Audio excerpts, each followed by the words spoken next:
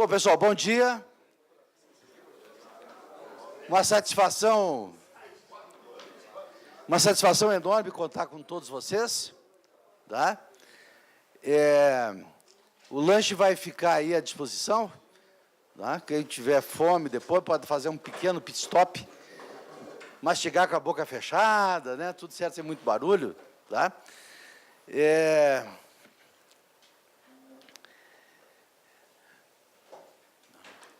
A nossa programação hoje é uma programação realmente especial, uma programação de luxo, né?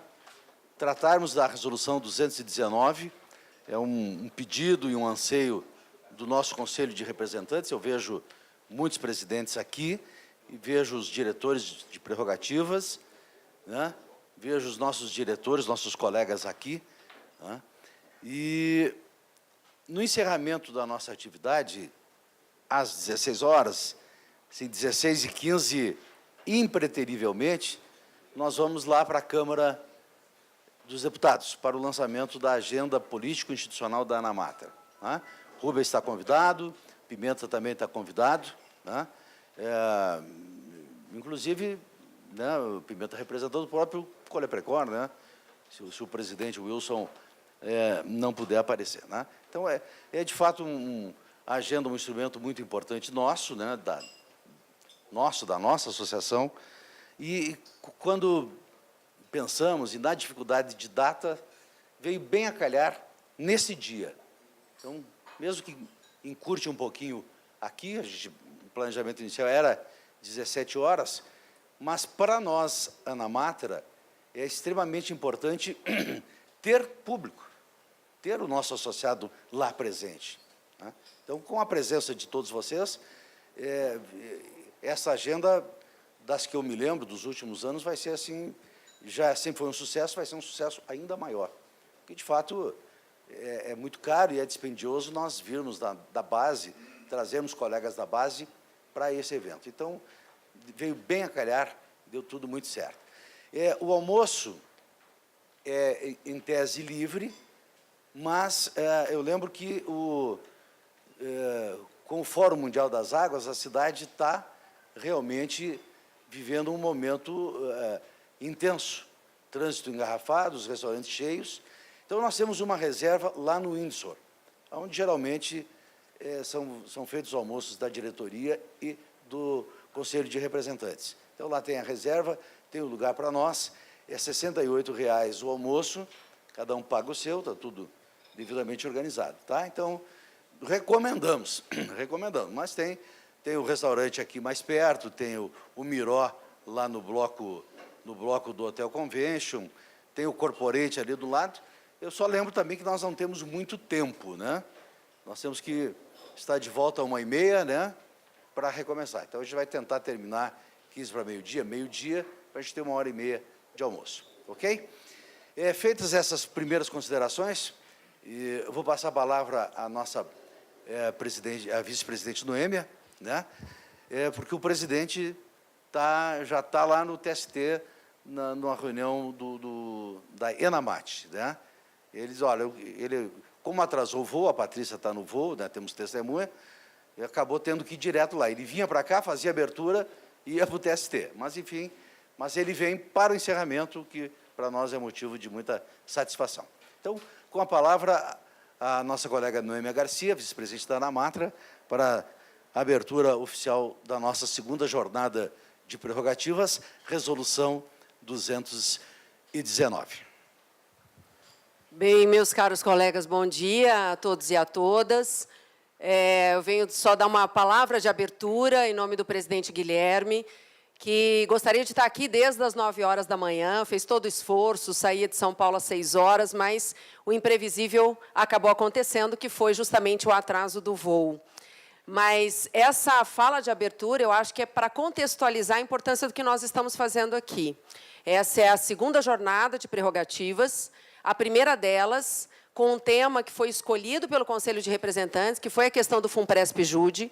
Foi um dia inteiro aqui de debates, que gerou um material, eu diria, interessante, um material que está disponível para os colegas no site da Ana Matra, E, logo em seguida, o próprio Conselho de Representantes, na minha opinião, de maneira muito acertada, fez a escolha desse segundo tema, que é justamente debater a resolução número 219 do Conselho Nacional de Justiça. E se trata, na minha opinião, de um debate que precisa ser permanente. A resolução, ela não trouxe nenhuma solução em si, ela trouxe um ponto de partida, eu acho que princípios estruturantes, que precisam ser pensados nas 24 regiões, nos seus debates internos, de acordo com as especificidades de cada região, para encontrar as melhores soluções. Eu diria, não só para o melhor atendimento do nosso jurisdicionado na repartição da força de trabalho, mas também para algo que nós não podemos esquecer, que é a melhoria das condições de trabalho de todos os magistrados, independentemente do grau de jurisdição. É lógico que esse é um debate que jamais pode estar polarizado no primeiro grau versus o segundo grau. Eu acho que é um debate que precisa evoluir para uma ideia de um diálogo profícuo entre o primeiro e o segundo grau de jurisdição. Daí porque a segunda jornada propicia isso, esse diálogo sincero. E é por isso que a gente louva demais a presença do nosso desembargador Pimenta, o vice-presidente do Colé-Precor. É simbólica a presença dele aqui, à disposição para o debate, para ouvir as considerações em torno da resolução, assim como os presidentes de Amatros, diretores de prerrogativas das 24 regiões.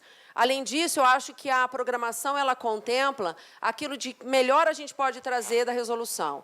O colega da 10ª região, o Rubens Curado, não só um grande amigo, mas alguém que fez muita diferença para pensar no CNJ essa prioridade na repartição da força de trabalho, mas na 10ª região, Rubens Curado também fez toda a diferença nessa promoção do diálogo interno entre o primeiro e o segundo graus em torno de uma solução que pudesse ser uma solução equilibrada, tanto para o primeiro grau quanto para o segundo grau. Depois, no período da tarde, nós temos o nosso representante do primeiro grau no CNJ, que é justamente Luciano Frota, né? E, além de Luciano Frota, teremos também o Fernando Matos, muito disposto a discutir a questão da resolução número 219.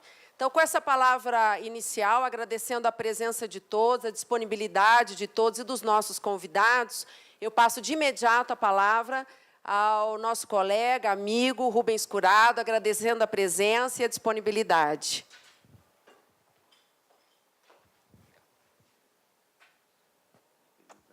Permita só um segundinho. Só lembrando que nós estamos gravando, né? Então, na hora das perguntas, cada um se apresenta, né? Fala o nome, tá? A câmara vai virar, é uma câmara única, tá? E os nossos palestrantes também. A sistemática vai ficar um pouquinho alterada pela boa vontade dos nossos dois palestrantes da manhã, que vão ficar com a gente aqui.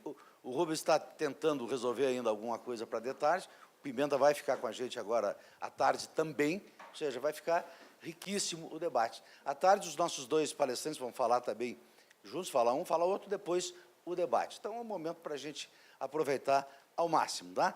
E finalmente, para terminar aqui a minha intervenção, vou passar a lista de presença. Peço para vocês colocarem bem correto o nome completo, correto, que deixa vocês vão colocar, o nome completo, né? Botar o apelido não vai dar, vai servir essa lista de presença de inscrição e, com ela, nós vamos fazer o certificado. Aproveito para informar que o certificado anterior ainda não está pronto, mas vamos aproveitar para depois fazer a entrega, pelo menos, dos que estiveram na primeira e estiveram na segunda. Tá? Bom, o Rubens está aqui devidamente apresentado, né, Rubens? Eu diria até que dispensa apresentações, mas nós nos sentimos realmente muito felizes com a tua presença. Obrigado, Rubens. Obrigado, Coluço. Bom dia a todos os amigos. Uma satisfação estar aqui na Matra para falar um pouco debater, na verdade, com os colegas um pouco sobre esse tema que é tão caro a todos nós. Muito obrigado, Coluço, pelo convite, ao presidente Guilherme também. Uma saudação especial à minha eterna presidente Noêmia, uma satisfação estar aqui, querida amiga. Uma saudação especialíssima também à minha presidente Rosarita, querida amiga também, que fez também um grande trabalho agora nesse diálogo que a gente teve com o segundo grau na 10ª região para a implantação do primeiro grau da resolução 219. Rosarita foi uma guerreira, todos os desgastes possíveis, um debate muito difícil, mas que chegamos, digamos assim, a um consenso e uma solução, se não a melhor, uma solução razoável para todos, para os dois lados, na verdade, estamos no mesmo barco, não temos aqui enfrentamento e não podemos ter nenhum cenário de enfrentamento entre primeira e segunda instância, precisamos construir juntos, o tribunal inteiro, sempre boas soluções nesse tema relacionado a 219. Colúcio, só para a minha organização, pelo que eu entendi, eu farei a apresentação, depois o desembargador Pimenta, a quem saúdo também, conhecido, amigo de muitos anos lá de Goiás, sou goiano também, e ele não só é goiano de coração, né, embora paulista, mas está há muitos anos em Goiás, é uma grande satisfação revê-lo, e já o saudei aí, fiquei muito feliz em vê-lo como vice-presidente do Colégio Precoce, isso é uma satisfação para todos nós. Ficaram, então, eu faço exposição, depois o colega Pimenta, e depois faremos os debates. Está ótimo, melhor assim, acho que é a parte mais rica, são os debates e eventuais dúvidas dos colegas. Bem, trouxe aqui algumas exposições, o Colúcio, quando fez o contato comigo, ele pediu para falar um pouco sobre as origens, ou seja, um pouco da história da resolução e também sobre os critérios, já que a ideia, lógico, é debater e, quem sabe, contribuir aí para os tribunais que ainda estão nesse diálogo aí em busca da implementação. E foi um trabalho bacana para mim também, quando atendendo aí ao convite da ANAMATRA, de tentar relembrar, e eu fiz aqui nessa busca de origem, relembrar um pouco do história, né, do histórico, de como é que isso começou lá no CNJ, lá em setembro de 2013, e a história toda até chegarmos no dia de outro, na verdade, quase uma novela, não é nem história mais, a resolução já está virando uma novela, mas com bons resultados aí, ao meu ver, ao longo desse período. Começou lá em setembro de 2013, a composição que eu fiz parte, tomou posse final de agosto de 2013. E, de imediato, nós levamos, na época, o presidente do CNJ era o ministro Joaquim Barbosa, e levamos a ele essa proposta de desenvolver um trabalho com vistas à criação, e lá nós já chamamos de priorização do primeiro grau, uma implementação de uma política nacional de priorização do primeiro grau de jurisdição. O ministro Joaquim, de plano, comprou a ideia, ainda era algo por ser construído, mas lá em setembro já de 2013, ele criou um grupo, né, por essa portaria, ele designou um grupo de trabalho para encarregar de elaborar estudos com vistas à implementação dessa política. A gente sabe que o ministro Joaquim sempre foi muito polêmico, sempre teve suas diferenças aí, aqui e acolá, inclusive com as associações, mas nesse tema, devo dar um testemunho de que ele foi imprescindível e comprou, repito, comprou desde o início a ideia de uma política voltada à melhoria do primeiro grau. E constituímos esse grupo de trabalho, começamos a trabalhar, eram 3 conselheiros, o secretário-geral da presidência, um juiz da corregedoria e todo o staff do CNJ, a parte pessoal do Departamento de Pesquisas Judiciárias, pessoal da comunicação social, a gente começou a desenvolver esse trabalho e com alguns bons resultados já de início, também passando aqui, relembrando a portaria, e aqui já está na própria portaria que criou o grupo, já começa a mostrar o desenho dessa política e da própria resolução 219. Lá na portaria já mostrava, lá, de acordo com o relatório, é um dos considerandos da portaria, que de acordo com o relatório de Justiça e Números, aí vinha, né, 90% dos processos em tramitação estão no primeiro grau, taxa de condicionamento 73%, 23 pontos acima do segundo grau, mostrando o porquê que o CNJ, naquele momento, entendeu que era importante pôr o dedo nesse problema para tentar buscar soluções. E o segundo considerando já estava ali, a resolução 219, quando ele dizia, considerando que os dados desse mesmo relatório apontam, via de regra, uma inadequada distribuição de servidores entre o primeiro e o segundo grau de jurisdição, desproporcional à demanda de processo. Ou seja, na primeiro ato já do CNJ, buscando a criação da política, já colocava o problema da má distribuição de servidores no centro desse debate.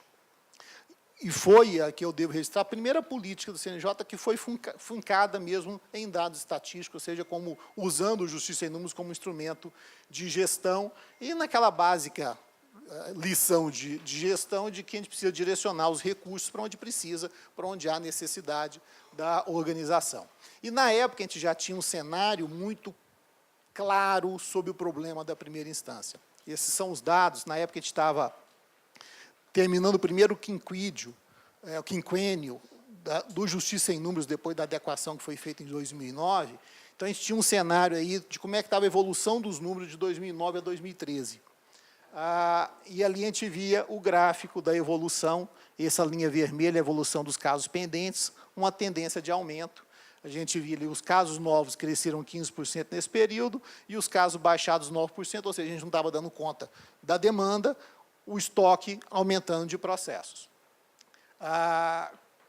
Na época também a gente estava discutindo o que nós chamamos, e foi consolidado na Resolução 198, que era o que a gente chamava de Judiciário 2020, que era um novo planejamento estratégico para 2020. Então, nosso ângulo de visão era 2020, e a gente pediu para o pessoal do Departamento de Pesquisas Judiciárias fazer um estudo, uma projeção, de que se continuasse daquela forma os números, ou seja, se aquela tendência que a gente via de 2009 a 2013 permanecesse, como é que nós chegaríamos, qual seria o cenário em 2020.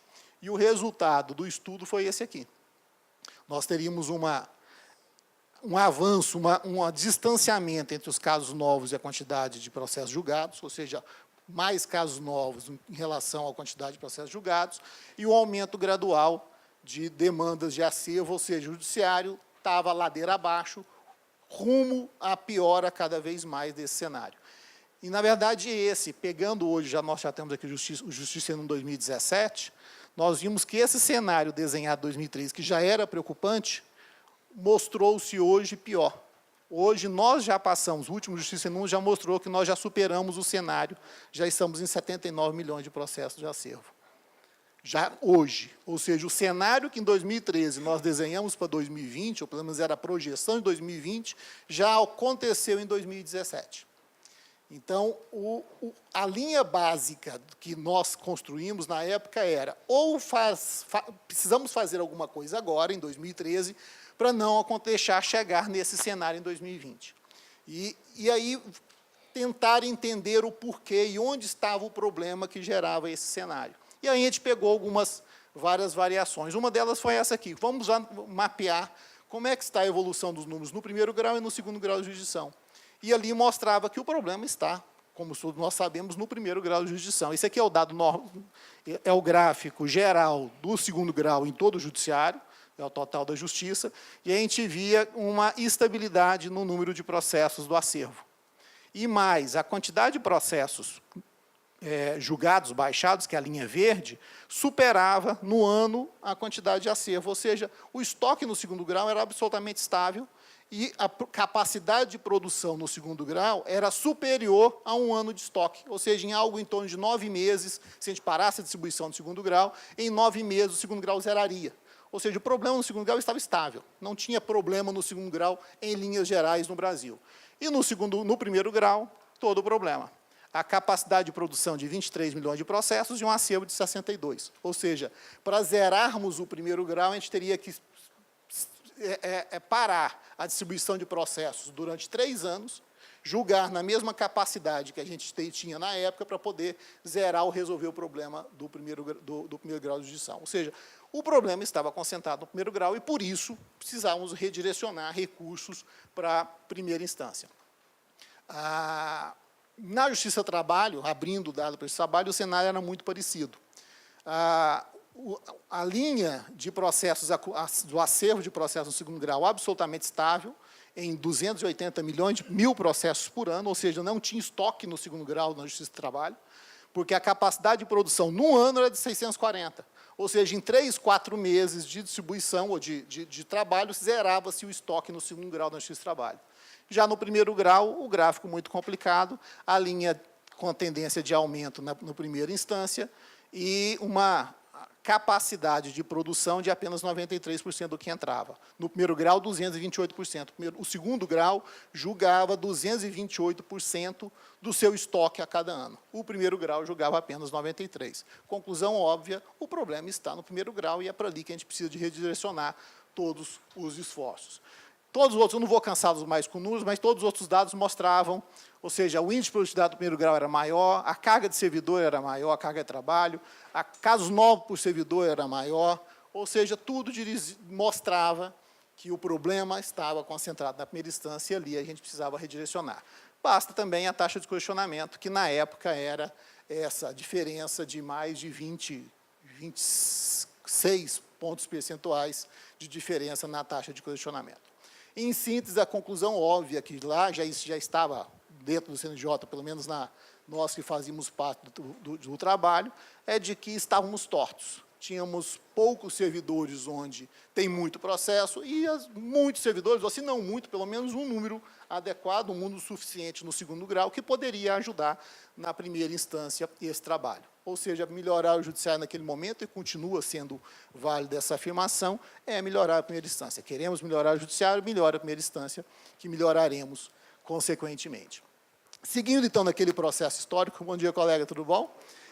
Seguindo, então, naquele processo histórico, em 2 meses, aconteceu, logo depois da criação do grupo, aconteceu o Encontro Nacional do Poder Judiciário, lá de 2013. E o CNJ, então, já levou com uma proposta, e foi aprovada por todos os presidentes e corregedores do Judiciário, uma diretriz estratégica, já dando um passo a mais nessa discussão.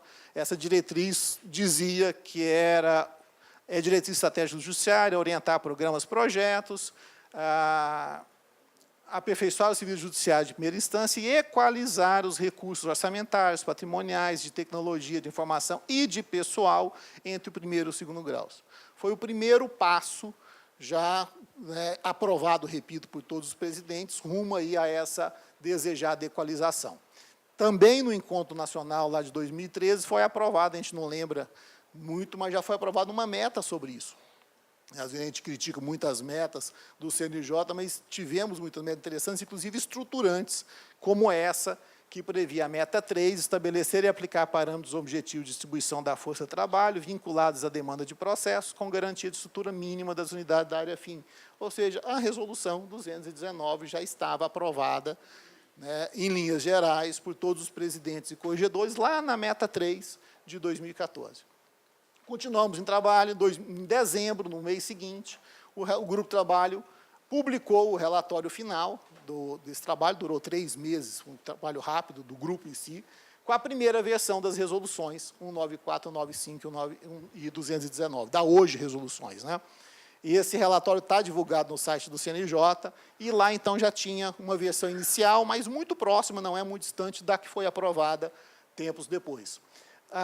Por que precisávamos da resolução, já que já tínhamos uma meta, já estava aprovado como diretriz? Porque era o grande problema, que era detalhar os critérios. Tinha uma meta geral, precisávamos equalizar, mas ninguém dizia como que é essa equalização, quais são os critérios, como é que a gente vai chegar nessa equalização. Então, era necessário uma resolução destrinchando, dizendo detalhadamente como é que deveriam ser os critérios a serem aplicados pelos tribunais nessa equalização.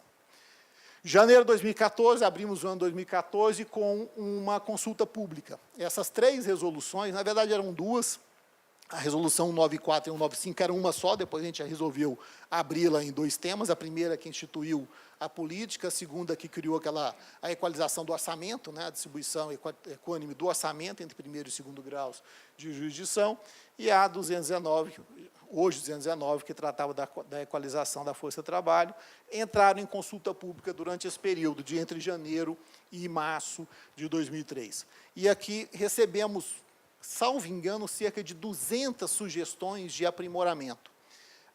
Nenhuma delas, e aqui eu gostaria de pontuar isso, a respeito do critério de distribuição entre primeiro e segundo grau de jurisdição. Eu lembro que teve uma sugestão da Ana Matra, que foi acolhida no sentido, já era mais ou menos o que já estava previsto, mas foi acolhida para deixar mais transparente, que a Ana Matra pedia para, no critério, colocar que precisava ser casos da fase de conhecimento e execução, que devem ser considerados. Já estava, assim, na proposta, mas lá falava casos novos de acordo com Justiça em Números. E o Justiça em Números já prevê casos novos de conhecimento e execução. Mas a gente achou importante explicitar que precisava entrar na conta também a execução, para não gerar dúvida sobre isso. E nisso não veio, e eu gostaria de pontuar isso, nenhuma sugestão, nem do CSJT, nem, caro colega Pimenta, na época eu não estava ainda no Coleprecol, mas o Coleprecol também não se manifestou, não mandou nenhuma sugestão, nem nenhum TRT mandou nenhuma sugestão relacionada a critérios sobre esses critérios de distribuição entre primeiro e segundo grau de jurisdição. Em fevereiro, fizemos uma audiência pública sobre o tema era o mau funcionamento da primeira instância, foram ouvidas dezenas de autoridades sobre esse tema. Me lembro que ninguém do CSJT apareceu, ninguém do Colé Precol apareceu, Pimenta. Teve um presidente de TRT, salvo engano, do Maranhão, da época, que foi lá defender a política. Foi o único que apareceu, e tivemos autoridades outras de vários outros segmentos. E dali, então, partimos a partir desse debate, desse diálogo institucional que foi criado, para o passo seguinte, que era o aperfeiçoamento final das resoluções para colocar em pauta. Pegamos todas essas propostas, debruçamos sobre elas, e aprovamos. Lá em maio de 2014, a gente fez uma definição, uma estratégia, na verdade, que foi separar a Resolução 219 das outras duas, da 194, da que tratava da política, e a que tratava do orçamento, porque a gente sabia que essas duas não havia discussão, eram temas mais tranquilos. A 219 haveria, dentro do próprio CNJ, uma discussão a respeito, possíveis pedidos de vista. Então, fizemos estrategicamente uma divisão, colocamos essas duas, em primeiro lugar, em votação, elas foram aprovadas em maio, e foram publicadas lá dia 3/6/2014. E aqui aconteceu um fato, só relembrando que na 194 já tem lá a equalização da força de trabalho, era lá entre as linhas de atuação, já estava lá explicitado como uma das linhas de atuação da política, e que seriam depois detalhadas nessa nova resolução. E aqui, dia 29 de maio, aconteceu um fato imprevisto, imprevisível, e que foi determinante na história da resolução, que foi o anúncio da aposentadoria do ministro Joaquim. Ele pegou todo mundo de surpresa, ninguém imaginava que ele ia pedir aposentadoria, e na nossa programação nós colocaríamos essa resolução em pauta na primeira sessão, pelo menos pediríamos pauta para a primeira sessão do segundo semestre. Então, já estava programado dentro do grupo que seria essa a estratégia, vamos aprovar, sedimentar a política com a 194 a 195, e logo em seguida, finalizando ali todos as análises dos critérios, a gente colocaria em pauta. E o ministro Joaquim pediu aposentadoria, e aí acendeu a luzinha amarela. Opa!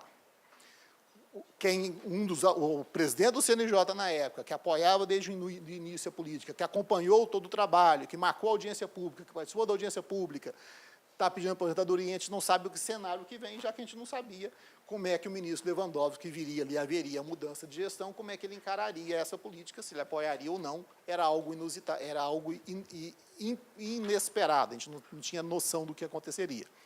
E aí a gente correu, fomos conversar com o ministro Joaquim, pedimos para ele incluir em pauta, já que seria a última sessão dele no dia 16 de junho.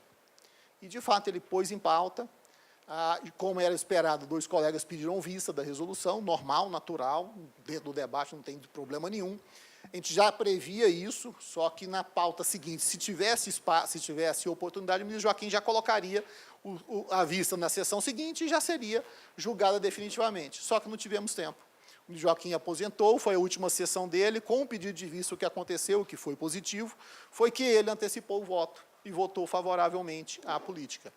E isso foi determinante porque, com o voto dele, nós já tínhamos a maioria. Nessa sessão, a gente já saiu da sessão do dia 16 de maio com 8 votos favoráveis.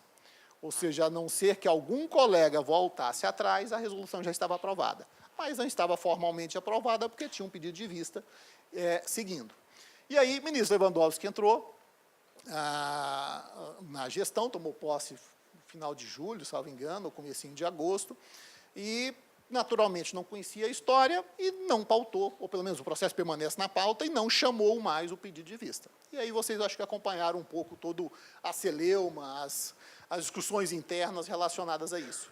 Porque passou julho, passou agosto, passou setembro, passou outubro, passou novembro, passou dezembro, nada dele dar continuidade no julgamento. Passou o ano 2015 inteiro e nada do ministro Lewandowski dar continuidade no julgamento, apesar da resolução já estar aprovada com a maioria de votos. Isso, repito, foi objeto dos grandes desgastes internos do CNJ dentro da composição, foi essa resistência dele em dar continuidade à votação de uma resolução que já estava aprovada. Eu lembro que todas as associações fizeram ofício a ele, a ANAMATRA, a ANAMB e a JUF, pedindo a continuidade do julgamento, e ele ignorava e não colocava, dava continuidade. Me lembro que tem uma previsão no regimento interno que diz que nós temos essa tradição no Judiciário, sobretudo no Supremo, em tese no CNJ, mas mais no Supremo, e ele estava acostumado, de que a pauta é do presidente. A gente ouve isso até hoje, infelizmente, eu acho que é um dos problemas poucos democráticos que nós temos no Judiciário. E ele tinha essa tradição, mas no CNJ tem um dispositivo do regimento interno que era diferente. Ele diz que a pauta é do presidente, só que se houver um pedido feito pela maioria simples do plenário, passa a ser obrigatória a votação daquele tema. E fizemos, a maioria do plenário fez um pedido, com base no regimento interno, para que ele pautasse, que ele desse continuidade, e ele ignorou solenemente a proposta. E isso gerou, reconheço, uma guerra interna em torno desse tema, e o fato é que terminou a composição e a resolução não foi definitivamente julgada.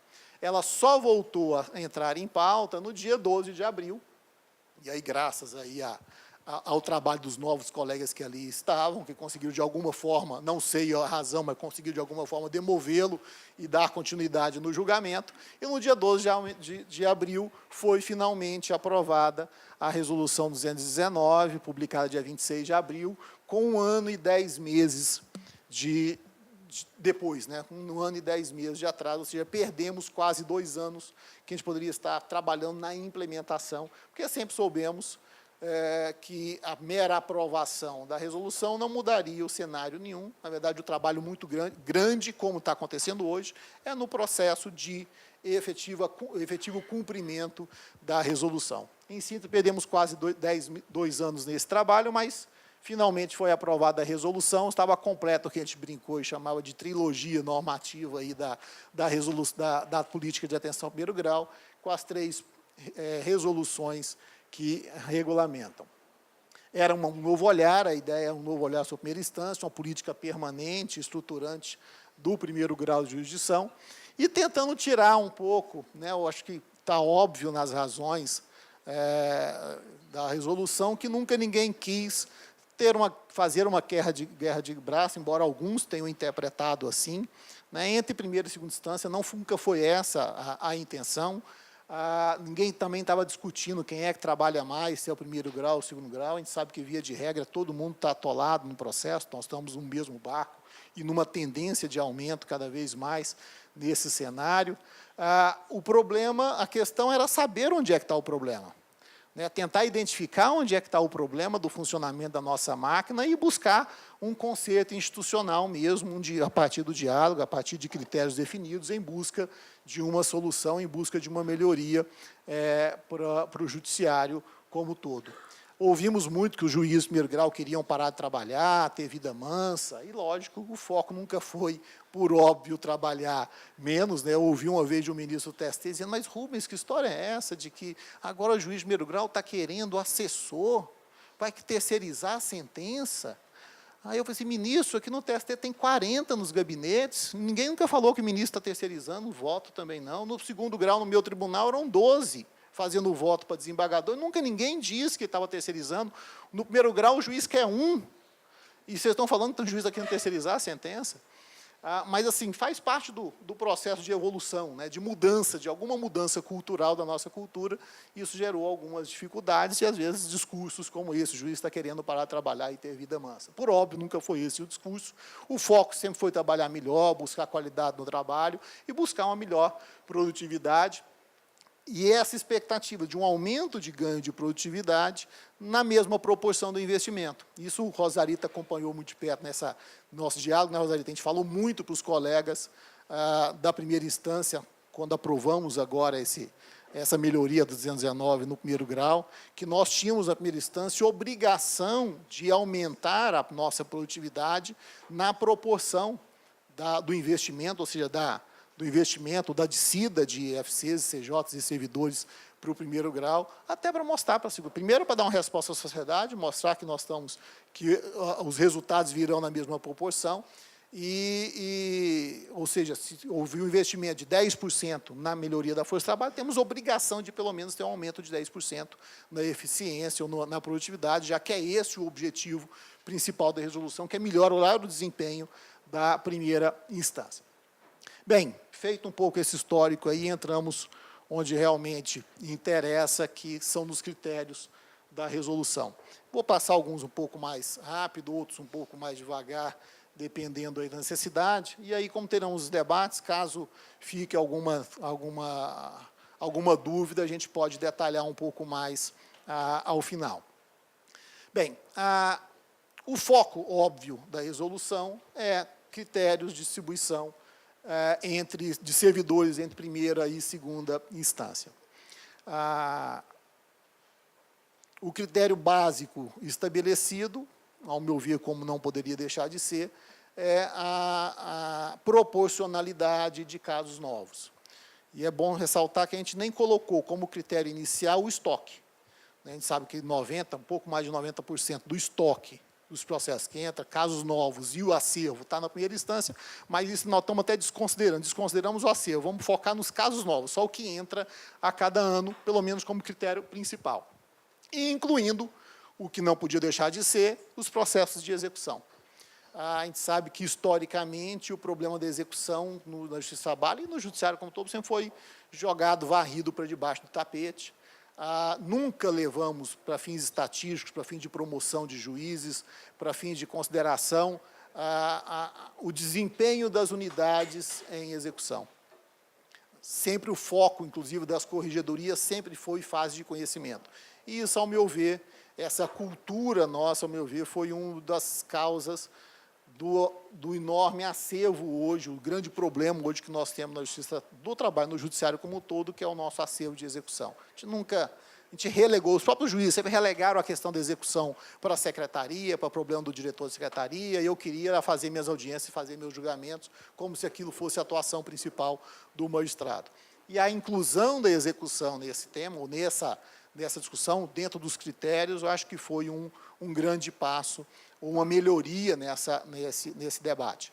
Lembrando que o que nós tínhamos de regra a respeito antes era a Resolução 63 do CSJT, que ignorava absolutamente a execução. Não tinha, ali previa só, tinha aquela distribuição de servidores de acordo com a demanda de processos, aquela faixa de 500 a 1.000, 1.000 a 1.500, vocês lembram da 63, e ignorava absolutamente a execução. Como se não tivesse necessidade de uma força de trabalho gigantesca nas secretarias das varas, voltadas à movimentação e à busca de bens, de busca de patrimônio dos devedores na execução.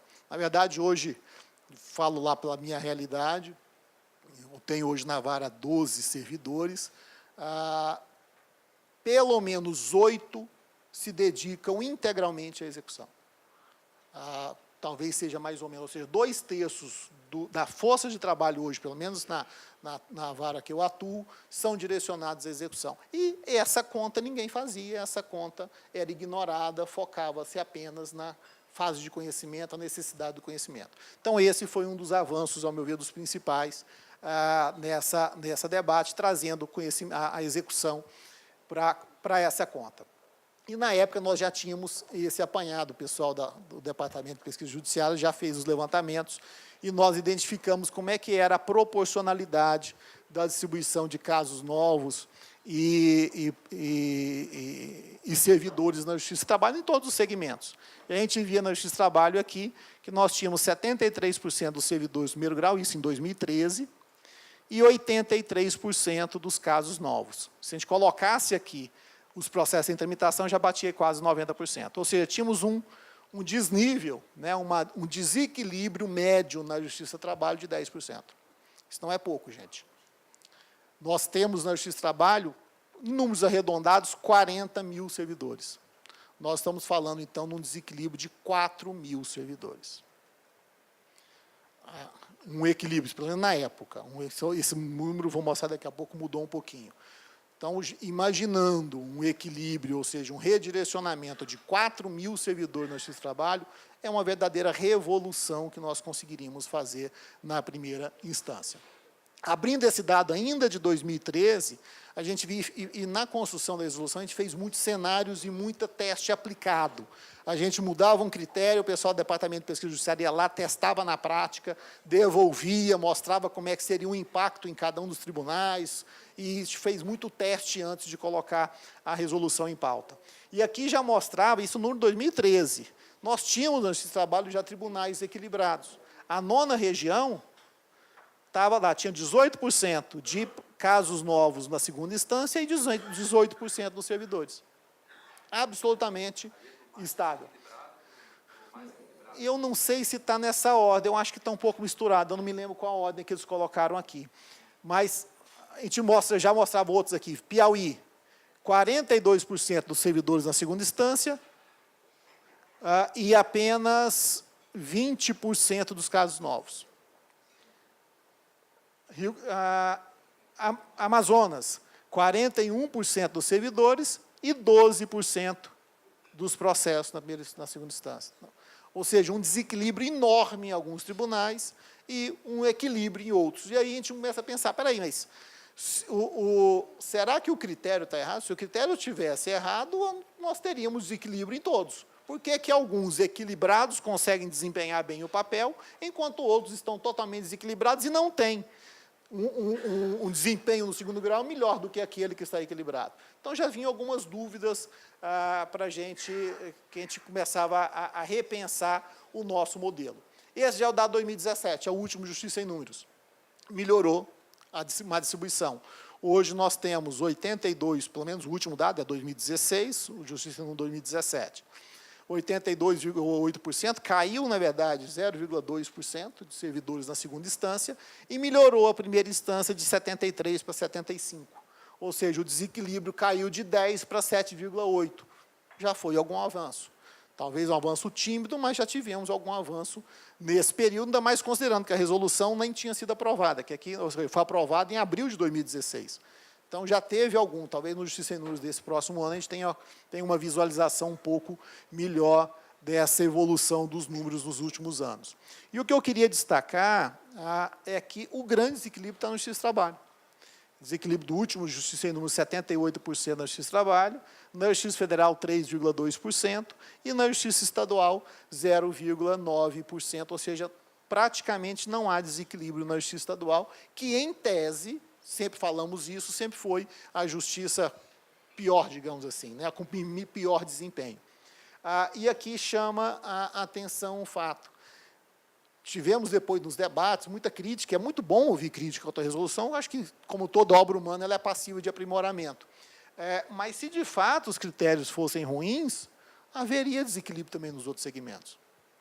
E por que que esse maior desequilíbrio está na Justiça do Trabalho? Qual é o que existe no processo de trabalho da segunda instância da Justiça do Trabalho que justifica, ou que justificaria ter um percentual maior de servidores do que na Justiça Estadual, do que na Justiça Federal? Então, isso foi um dos fatores que nos deu a certeza de que o problema não está nos critérios. O problema está na realidade ou na nossa cultura dentro da Justiça do Trabalho. Tem lá uma previsão no artigo 3º da resolução da distribuição extra, quando existir uma diferença de taxa de condicionamento superior a 10%. Por querer, nós não quisemos taxar qual é essa distribuição extra, se é 1% a mais, 2% a mais, aí deixamos a critério do tribunal, achamos que não daria para a gente dar um avanço ou dizer exatamente aos tribunais qual seria essa distribuição extra, mas há uma previsão que tem que haver uma distribuição extra a critério de cada tribunal, quando essa diferença de taxa de condicionamento superar 10 pontos percentuais. Distribuição de CJs e FC. E aqui, senhores, se o problema na distribuição de servidores é grave, aqui ela é muito pior. Quando a gente começou essa discussão na Rosarito, lá na 10ª, a gente sempre falou isso. Olha, aqui está o problema. O problema na distribuição de servidores é até fácil, considerando esse outro problema aqui. E a resolução, sou suspeito por óbvio, mas, ao meu ver, foi muito acertada, hora que ela disse que essa distribuição não é por quantidade de FC e CJ, é por valor. A gente sabe que os tribunais podem, no caso do CJ, criar CJ 1, 2 e 3, fazer essa movimentação, e as FCs também, entre FC1 e FC6, pode colocar tudo FC6, pode colocar tudo FC1, isso aí é critério de cada tribunal, só não pode migrar de CFC para CJ e de CJ para FC. Então, como essa massa de manobra ou de gestão do valor está a critério do tribunal, não pode ser em quantidade. Senão, coloca 1.000 no primeiro grau FC1, coloca 200 FC6 no segundo grau, em termos de valor supera, ou em quantidade é muito maior, na primeira instância, mas em termos de valor é inferior. Então, a resolução estabeleceu, isso é por valor da despesa e não por quantidade de CJ e FC. E aí, a hora que a gente vai começar a ver esses números, os números que existiam e os números que continuam existindo, a gente assusta na discrepância. E alguns dados que eu trago aqui apareceram na audiência pública que a gente fez lá em 2014, começo de 2014. Isso aqui foram os colegas do Maranhão, do TJ Maranhão. Isso aqui é só para a gente mostrar o problema que nós temos relacionado a esse tema Brasil afora. TJ Maranhão, eles fizeram um cálculo, qual o investimento do tribunal em uma unidade de primeira instância da capital, São Luís, em FC e CJ, e qual o investimento no segundo grau. Primeiro grau, R$ 43 mil, ou seja, o dinheiro que é salários, FC e CJ, de todos os servidores de uma unidade de primeiro grau no São Luís, custava 43 mil para o tribunal. No segundo grau, custava 119 mil. Todo mundo assustou quando apareceu esse número lá. Piauí, nós fizemos um trabalho específico no Piauí, porque o caos era geral no TJ do Piauí, e esse número o presidente nos mostrou numa das reuniões, nós tínhamos até uma matéria divulgando o tamanho do absurdo desses dados. O TJ Piauí tinha 181 unidades de primeiro grau. O custo, o investimento, não gosto de falar de custo, gosto de falar de investimento, em CJ e FC, nessas 181 unidades, era de 11,3 milhões por ano. O custo dos 19 gabinetes de segundo grau era 16 milhões, em FC e CJ. Ou seja, assim, são discrepâncias, e aí que entra, né? Paralelamente a essa discrepância em termos de investimento, entra apadrinhamento, entra politicagem, nomeação de apadrinhados, nepotismo, que são problemas maléficos que começa a gerar outros problemas para a própria imagem do judiciário. Então, era um cenário assustador na nossa época. Não sei se vocês já fizeram a conta de como é que era esse investimento na Resolução 63. A Resolução 63, cheguei a defender a 63 durante um período, depois eu cheguei à conclusão que ela foi talvez a principal causa dessa má distribuição de FC e CJ e de servidores da Justiça do Trabalho. Horrível. Em linhas gerais, ela é terrível, na minha visão. A previsão da 63, primeiro que ela faz uma aparente isonomia quando ela estabelece aquelas faixas, né? Até 1.000 processos, tantos servidores, e uma aparente isonomia a hora que ela compara varas com gabinete desembargador. Aí o primeiro erro, ela omite a secretaria das turmas, que trabalham na tramitação dos processos dos gabinetes que estão vinculados àquela turma. Ela ignora essa turma. Só compara o gabinete dos desembargadores e as varas, que tem gabinete e tem secretaria. Então, ela já começa comparando duas coisas desiguais. E aí ela diz, esse dado aqui são as varas e os gabinetes com entre 1.000 e 1.500 processos. Prevê lá no primeiro grau, 1 CJ3 e 8 FCs. O custo disso, 22 mil. Prevê lá no segundo grau, 2 CJ3 e 8 FCs. Numa aparente, mais ou menos um equilíbrio, ignorando secretarias de turma, 29 mil reais. Ou seja, a própria resolução prevê um investimento de 30% a mais em um gabinete do segundo grau, aparentemente ainda desequilibrado com a primeira instância. Ou seja, o que justificaria você investir num cenário que o segundo grau está absolutamente estável, ou seja, não tem estoque, você investir 30% mais no segundo grau, quando o primeiro grau está atolado de processo, como é a nossa instância, e isso desconsiderando, repito, servidores de turma. Esse é o dado do último Justiça em Números na distribuição de FC e CJ. E a gente mostra de novo o problema na Justiça do Trabalho. 83% a média de casos novos, 70% a quantidade, aqui é o valor de função comissionada, ou seja, já um desnível de 13%, e 55% de CJ. Ou seja, o problema que aí na 10ª, quando nós detalhamos, o valor era gritante, era 300 mil reais por mês de diferença que teríamos que remover de FC e CJ da primeira instância, e quando você faz isso aqui é uma média, né, óbvio, tem tribunais mais e tribunais menos desequilibrados, mas, em síntese, é o grande problema, ao meu ver, é muito mais grave do que o problema da má distribuição de servidores. E aqui só um detalhe, tem um ponto positivo nesse debate todo, um outro ponto positivo, foi que o Justiça em Números foi adaptado à Resolução 219. Durante todo o processo de criação da resolução e da política, o Justiça em Números foi aperfeiçoado para coletar informações que mostrassem com maior fidelidade essa realidade da primeira e segunda instância, até para o CNJ poder monitorar a aplicação e o cumprimento da resolução. Então, hoje, em 2013, não tinha esses dados estavam fechados, só tinha despesas totais, e agora estão abertos, mostrando aí esse detalhamento das informações. Distribuição de servidores do mesmo grau. Esse é um problema. Eu sei que a resolução talvez seja a parte mais complexa da resolução, e, ao meu ver, a menos importante. Não deixa de ser importante, lógico, mas é a menos importante, e aqui eu deixo algumas sugestões para os colegas. Primeiro, a minha interpretação, e foi proposital, de que são recomendações, ou seja, são regras não impositivas. São recomendações fortes, isso está expresso, eu vou mostrar ali no texto, mas não é impositivo. O que eu percebi em alguns tribunais, conversando com os colegas, é que eles anteciparam essa discussão sobre a distribuição do primeiro grau, e isso embaçou a discussão principal, que é a distribuição entre primeiro e segundo graus. Ou seja, anteciparam a discussão vertical, e isso complicou a distribuição horizontal, ao contrário, né? A horizontal e complicou a discussão vertical na primeira instância, porque começou a gerar atrito dentro da primeira instância. Ou seja, o primeiro grau, que deveria estar unido em torno da discussão vertical de redirecionamento, começou a rachar, dizer, bom, peraí, se aplicar esse critério do jeito que eles estão querendo, eu vou perder servidor. Então, eu não quero saber dessa resolução nenhuma, dessa resolução. E aí começou a gerar alguns problemas, e alguns tribunais colocaram esse problema exatamente para embaçar.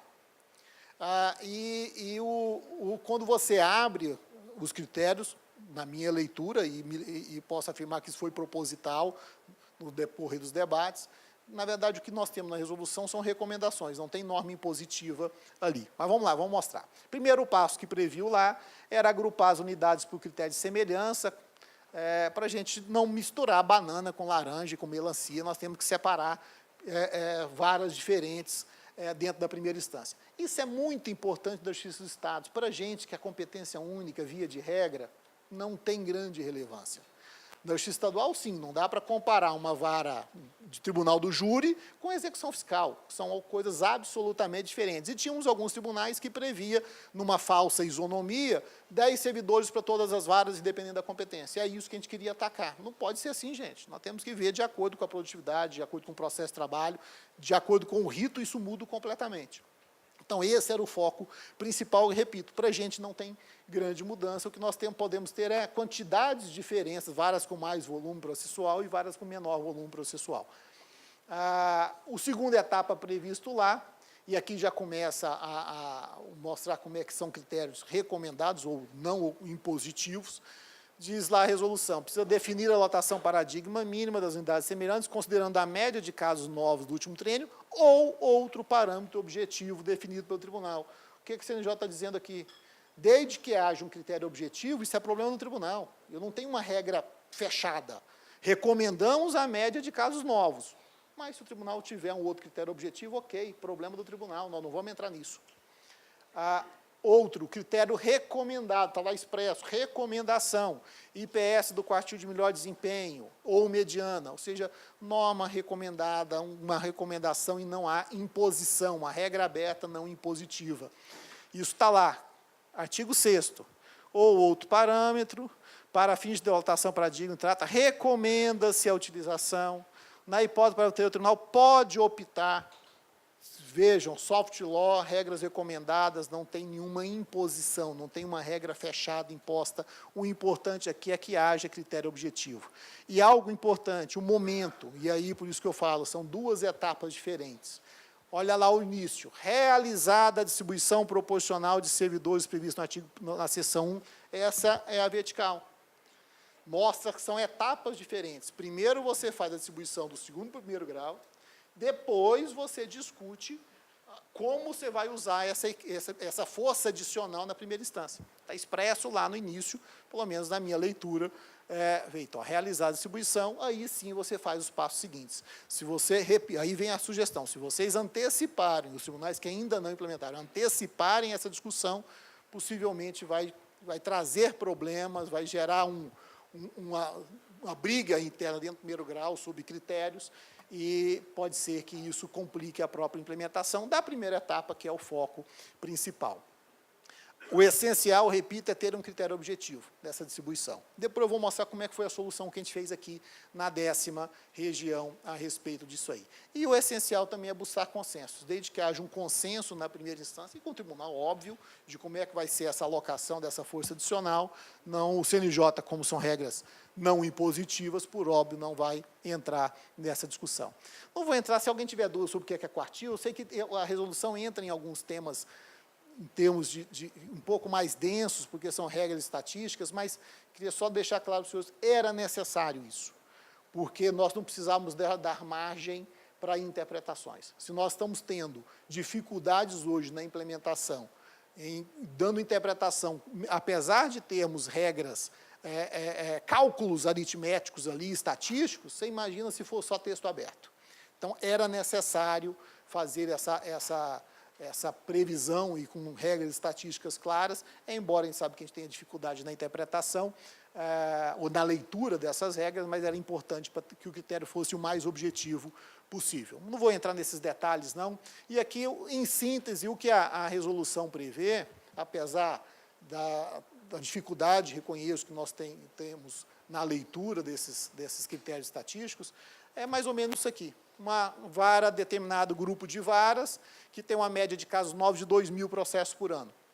O IPS, ou seja, o índice de produtividade dos servidores, no terceiro quartil, que é ali mais ou menos 75%, são 100 servidores. Então, a lotação paradigma de 20 servidores. Um outro grupo de varas, que tem a média de 3.000 processos por ano, o IPS do terceiro quartil foi 130, lotação paradigma 23. O que o CNJ quis, em síntese, foi, não dá para fazer, nós temos que ter alguma racionalidade na distribuição dos servidores. Não dá para você fazer um padrão único de quantitativo de varas, esquecendo que, de acordo com a competência, de acordo com o procedimento daquela vara, as produtividades são absolutamente diferentes. Então, precisamos pensar em critérios, repito, mais objetivos e racionais de lotação de servidores, mas não amarrou. Repito, o CNJ não amarrou, recomendou, sem impor, sem ser uma regra impositiva para todos os tribunais, deixando uma margem grande de manobra para cada um dos tribunais. Feita lá a definição da lotação paradigma, o que prevê é a distribuição de servidores até atingir lotação mínima, nenhuma pode ficar com débito, e aí tem lá as regras, se alguém colega tiver dúvida, eu vou passar direto, que já estou estourando o meu tempo, se alguém tiver dúvida, ao longo dos debates a gente pode sanar. Ou seja, passa aqui a sobra de servidores para as várias mais necessidades, tem algumas regras, tem lá a questão de uma ajuda temporária, para incentivar a produção das varas que estão com baixo desempenho, equipe de mutirão, ou seja, se tiver sobra de servidor, uma das opções é fazer equipe de mutirão direcionada para aquelas varas que têm o pior desempenho, algo que a gente já fazia, nada muito, nenhuma inovação nesse lado, mas, repito, outra regra optativa, não tem nenhuma imposição sobre isso, ou seja, tem algumas regras ali que foram definidas, e aqui é importante salientar, nós tivemos uma ajuda nesse processo, nós tínhamos uma consultoria, coincidiu uma consultoria contratada no CNJ, que estava fazendo um trabalho específico na Justiça dos Estados sobre gestão, exatamente sobre movimentação de servidores, lotação adequada de acordo com as varas, e era uma equipe multidisciplinar com engenharia de produção, com servidores empregados, eram terceirizados, era uma consultoria, com uma equipe, sobretudo, de engenheiros de produção.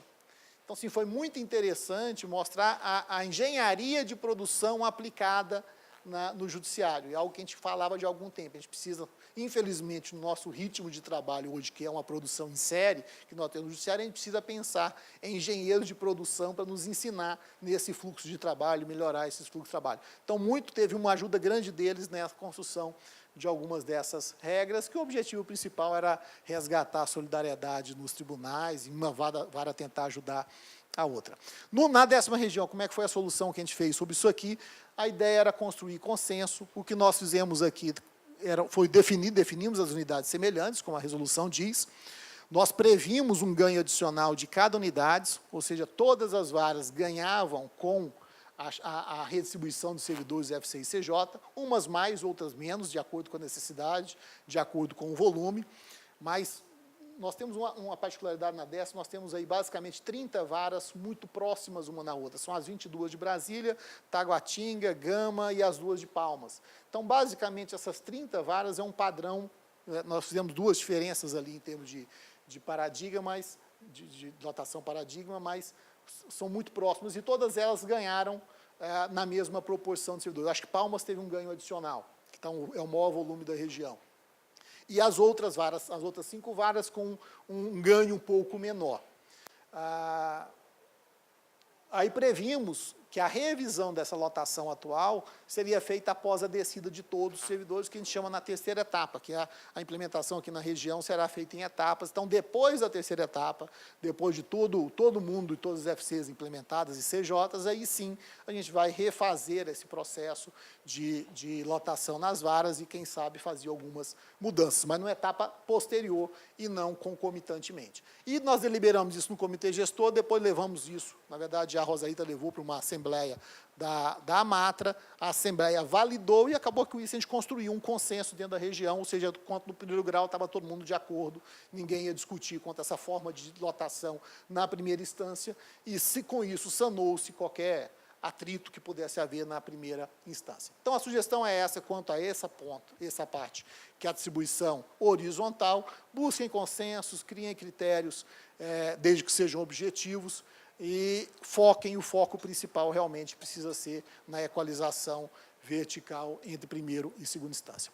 Bem, finalizando, só passando para as últimas regrinhas da resolução, e aqui nós pegamos a única norma existente no judiciário até então, que previa alguma regra a respeito sobre quantidade de servidores FCs na área administrativa, que era 63. A resolução 63 já previa no máximo 30%, nós, então, optamos por manter esse limite também, no máximo 30% de FCs de servidores e FCs CJs na área administrativa, tentando priorizar, ou seja, 70% da força de trabalho FCs e CJ precisa ser direcionado para a área prioritária, que é a área judiciária. E aqui a única novidade que a resolução trouxe foi a exclusão das escolas e da área de TI. E por quê? Razão óbvia, são 2 áreas mais do que estratégicas, e achamos que se a gente colocasse escola e TI, que não são área judiciária propriamente dito, dentro da área administrativa, haveria uma tendência de achatamento dessas áreas, o que não era desejável. Ela ser corroída pelas outras áreas administrativas dentro desse 30%.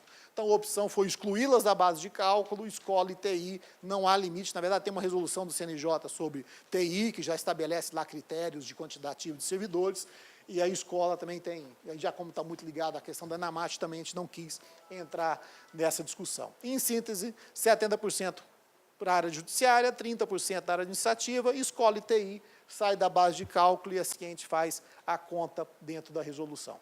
Uma previsão importante do artigo 12, isso gerou muita discussão na Justiça do Trabalho, em razão dos juízes substitutos, que é a previsão de que precisa garantir CJ ou FC em todas as unidades e não o suficiente para assessoramento de cada um dos magistrados. Ou seja, quebrando um pouco paradigmas, dizendo que mesmo o juiz substituto, o início da carreira, precisa ter pelo menos alguma ajuda para incentivar a produção, e tivemos boas decisões do CNJ nesse respeito, especialmente aí do colega Carlos Eduardo, sobre alguns regionais, sobre isso. Fórmulas estatísticas, já falei, a linguagem estatística era necessária, o CNJ, lembrando a resolução 49, determina que os tribunais tenham estatísticos no seu quadro, por isso que a gente não se preocupou, o tribunal tem que ter estatístico, então ele vai ter gente própria para poder fazer a leitura desses dados e contribuir nessa discussão. Não podíamos dar margem à interpretação, e isso permitiu a criação de uma planilha padronizada. E isso é uma grande ajuda. Quem não fez ainda, sugiro que faça. No site do CNJ tem uma planilha em Excel, já padronizada para resolução. Ou seja, você joga os números e sai a conta do outro lado. Então, facilita muito nos tribunais para fazer essa implementação. E só foi possível, repito, porque eram regras rígidas estabelecidas com dados estatísticos. A resolução tem uma parte, também não vou entrar em detalhes, mas só para vocês relembrarem, prevendo transparência. Nós tínhamos uma dificuldade muito grande de saber qual era, na verdade, há anos o CNJ lida com muitos processos, sobretudo levados por associações, discutindo esse problema da má distribuição de FC e CJ. Isso não é de agora, isso não começou em 2013. Então, já tínhamos decisões do TJ Pernambuco, por exemplo, mandando fazer redistribuição, e o CNJ sempre tem muita dificuldade de conhecer a realidade de cada tribunal, porque essa informação estava escondida numa caixa preta, ninguém sabia quantos servidores tinha no primeiro grau, no segundo grau, quantas CJs, FCs.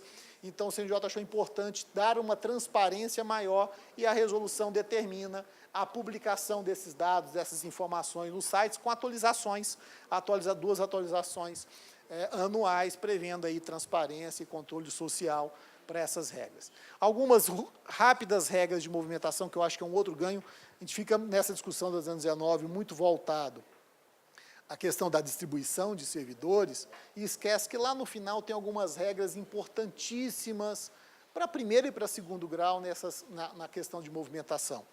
A primeira delas, e aqui foi uma comemoração da Justiça dos Estados, que tem problemas maiores relacionados a isso, que é aquela previsão de que, salvo imposição legal, não pode ser cedido servidor para outra instituição, ou seja, sair do tribunal, sem reposição ou reciprocidade, se a unidade cedente tiver lotação igual ou inferior à paradigma. Isso quer dizer despolitização das sessões. O que era muito comum, e sobretudo os colegas da Justiça Estadual levavam isso para a gente, era: eu tinha um servidor excelente, foi um deputado lá, requisitou, pediu lá para o tribunal, o presidente do tribunal, em razões políticas, liberou o cara. Fica aí sem ninguém. Então, ou seja, esse tema não pode ser politizado. Esse tema no judiciário precisa ser tratado com a seriedade, precisa ser tratado com base no interesse público, e aí previu, não sai esse servidor, salvo reciprocidade. Se a Câmara dos Deputados tiver algum servidor lá dentro do tribunal, ok. Se não tiver, não vai, Câmara dos Deputados, Assembleia Legislativa ou qualquer outro órgão externo. Dentro do tribunal, algumas regras interessantes também. Entre unidades judiciárias, só é permitida a movimentação de servidores, de unidade de origem tiver lotação paradigma, a taxa de questionamento da unidade destinatária foi superior, não implicar ofensa à proporcionalidade. Ou seja, o que nós estamos querendo dizer aqui? Acabou aquela história de eu treinar um servidor, e o servidor, quando estiver ótimo, ele é sugado pelo segundo grau, porque vai exercer uma CJ lá em cima. Ou seja, essa canibalismo que existia, atraído pela maior FC e CJ lá em cima, deixa de existir. Salvo se no segundo grau a taxa de questionamento for maior do que na primeira instância, do gabinete do segundo grau, for superior à unidade da primeira instância, o que quase nunca existe. Então, mais uma vez, o olhar na necessidade. Né? Se a vara está mais necessitada do que o segundo grau, qual a razão de ser desse servidor sair do primeiro grau e ir para o segundo? Salvo permuta ou reposição. Ok, ele pode ir, mas tribunal, o problema não passa a ser meu mais. Ele quer ir, se há o desinteresse de um desembargador levá-lo, ok, mas precisa vir alguém para o lugar dele. Se você arrumar alguém para o meu lugar, ok, é liberado. Se não, a resolução não permite, joga o problema para o CNJ e não é mais problema do juiz. A gente sabia os problemas, os desconfortos internos, políticos também internos do juiz segurar contra um pedido de desembargador. Então, a regra agora é objetiva e o juiz pode jogar a culpa no CNJ e dar uma proteção para isso. Uma outra regra entre unidade judiciária para não judiciária. Ou seja, se o problema, se a prioridade é na área judiciária, O que justifica um servidor sair da área judiciária e ir para a área administrativa? Então, tem algumas regras, só pode ir em algumas hipóteses, se não tiver 30%, ou seja, algumas regrinhas sobre isso também, para o servidor ser autorizado de sair de uma unidade judiciária, seja de primeiro ou segundo grau, para uma área administrativa. Finalizando o prazo de implementação, todo mundo sabe, já passou, foi julho de 2017, estão todos os tribunais aí nesse debate, a gente sabe que esse prazo não deixa de ser formal, a gente nunca imaginou que ele fosse cumprido tranquilamente dentro do prazo, mas é uma sinalização importante, o CNJ tem atuado nessa área. A previsão de uma revisão a cada 2 anos era necessário, isso aqui mostra que a política é permanente, a política ela não se esgota numa primeira revisão, né? Quando nós discutimos isso no tribunal e fizemos esse acordo, digamos, agora na 10ª região, foi expressamente dito, olha, nós estamos fazendo um acordo para esses 2 anos, daqui 2 anos nós vamos rever os números, não sabemos como estará, vamos voltar à discussão, porque a política é permanente e é uma determinação também da resolução 219. Tem uma previsão lá, e precisamos dar essa margem, uma flexibilidade nesses dados, dos critérios objetivos, que é a que prevê lá no 26, que o plenário do CNJ pode, a requerimento do tribunal, adaptar as regras quando justificado diante das especificidades locais. Ou seja, a possibilidade do tribunal justificar, olha, minha realidade é totalmente diferente, eu não posso aplicar dessa forma e apresentar uma justificativa. Na verdade, essa regra tem sido muito usada dentro dessa conciliação que os muitos tribunais estão fazendo, né? Então, eles usam esse critério, apresentando lá um plano de conciliado, olha, não é totalmente o que está na resolução, mas estamos aqui negociando, achamos que está razoável para esse momento. Finalizando, queria resgatar a importância do comitê gestor, não só da atuação, de ser um comitê forte, um comitê atuante, mas também da composição. Tivemos, aí vem um pouco da experiência nossa aqui, na 10ª, uma composição permeada, sobretudo por servidores vinculados à administração e que, muitas vezes, na próprio comitê, faziam defesas expressas, até naturais, compreendendo onde eles estavam lotados, né, da administração ou do interesse de segundo grau e não necessariamente da primeira instância.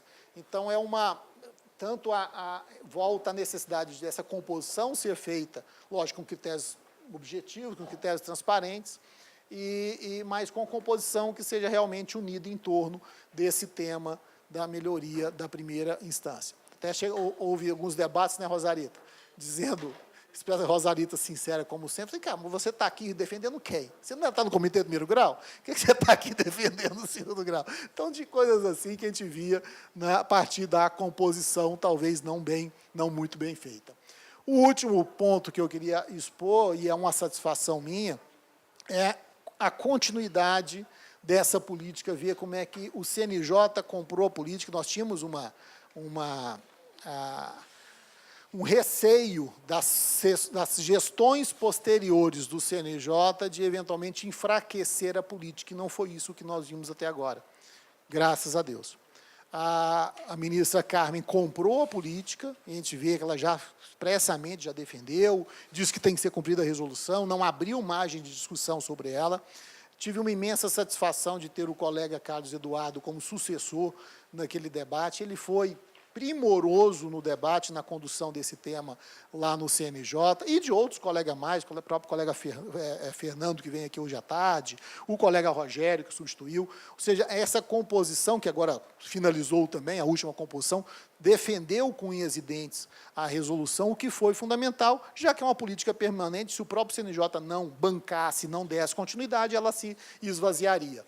E a satisfação especial também de estar hoje, né, de ver hoje o colega Luciano também lá assumindo, já que a cadeira fica vinculada, pelo menos nos debates principais, dentro do comitê gestor lá nacional, o colega Luciano também, que já mostrou em algumas decisões que vem defendendo com unhas e dentes a resolução, e hoje ele virá aqui à tarde e poderá falar com um pouco mais detalhadamente com os colegas. Mas isso é muito bom, e aqui temos que reconhecer que o CNJ, historicamente, todas as composições que chegaram, talvez com ajuste aqui, talvez seja natural, mas, via de regra, mantiveram as decisões das composições anteriores. Há uma compreensão interna que, como há uma mudança a cada 2 anos, se a cada composição fosse desfazer tudo que foi feito pelas anteriores, o CNJ parava de vez e nada funcionava. Então, essa é uma consciência que existe nas composições do CNJ historicamente e que, especialmente na Resolução 219, tem sido fundamental para a continuidade desse trabalho. Não dá realmente pensar em retrocessos nesse tema. Finalizo aí, senhores, com essa imagem, agradecendo a todos. Na verdade, estamos aí no momento de tirar do papel, não adianta nada normatizado sem a efetividade e precisamos aí continuar nesse debate em busca da implementação, sempre com diálogo. Repito, a resolução, nada é perfeito, é uma obra humana, pode ser aperfeiçoada sim, mas como linha de regras, como linhas gerais, como diretrizes, acho que ela está bem posta e gerará ótimos resultados para a Justiça. Finaliza aí com a frase do Cortella, né, mudar é complicado, mas acomodar é perecer, e, de fato, no caso do nosso judiciário, acomodar nesse tema, de fato, é perecer diante da estrondoso volume de processo que nós estamos tendo na primeira instância e o cenário cada vez pior. Agradeço, senhores, a atenção e fico depois à disposição para os debates. Obrigado.